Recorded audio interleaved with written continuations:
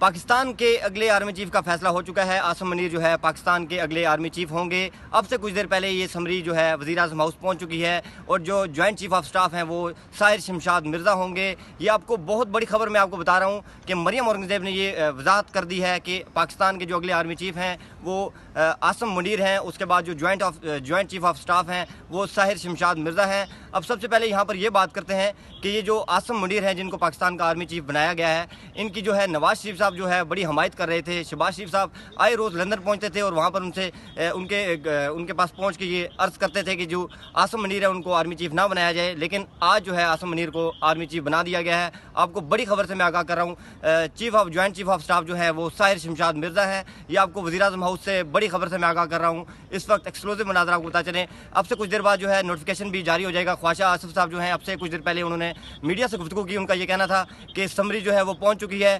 صدر ڈاکٹر عارف الوی جو ہیں اس پر ابھی دستخط کر دیں گے، جس کے بعد باقاعدہ یہ اعلان ہو جائے گا جو ساحر شمشاد مرزا ہیں وہ جوائنٹ چیف آف سٹاف ہیں اور عاصم منیر جو ہے پاکستان کے اگلے آرمی چیف ہیں۔